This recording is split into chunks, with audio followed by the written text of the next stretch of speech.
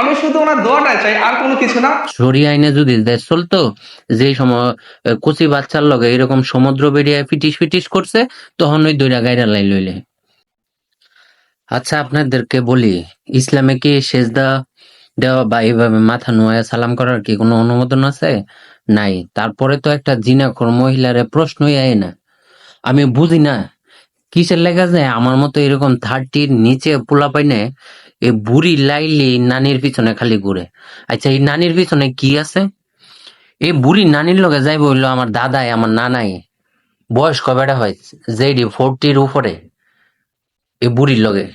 আমার মতো কি এর লেগা 30-র নিচের পোলা পাই এইসব বুড়ির লগে যাইবো? আমার মাথায় কোনো কাজ করে না। আর এই হইলো একটা জিনাখোর।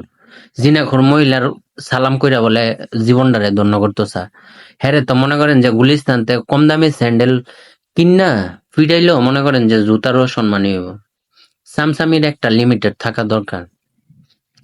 দুনিয়াতে সেজদা দেওয়ার অনুমোদন থাকতো, নবী করিম সাল্লাল্লাহু আলাইহি সাল্লাম উনি বলছে যে দুনিয়াতে যে মহিলা আছে মহিলাদেরকে বলতো উনারা যেন উনাদের স্বামীকে সেজদা দেয় বা সালাম করে। শুধু এই একজনের কথা বলছে, তাও যদি আল্লাহ অনুমোদন দিত, এর দ্বারা পরিষ্কার পীর হোক, ফিরালি হোক, যাই হোক, যতই হোক, ভক্ত হোক, আশেকান হোক, মুরিদান হোক, ঠিক আছে, গরু খাসি যাই হোক, কারোই কোনো মানে সেজদা বা সালাম এভাবে মাথা নোয়াই করা যেত না, যেটা সেজদার মতো হয়ে থাকে। এমন একটা জিনাখোর মহিলার এরকম ইসলাম কান্ট্রিতে এরকম একটা ফুলা আমি সালাম করে জীবনটারে ধন্য করতাম।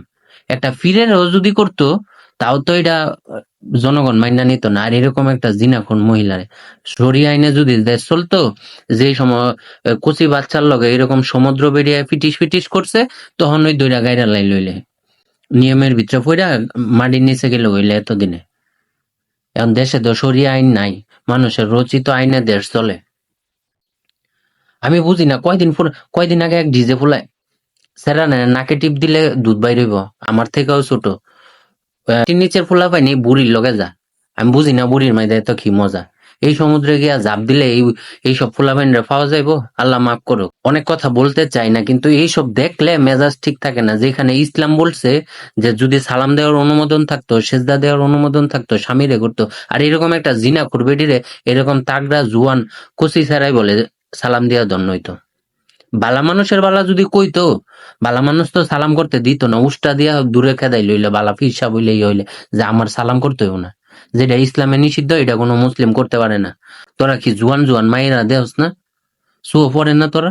কি লেগা তোরা তো বুইরা বুইরা বেডি হইতে লগে যাইতে হইব?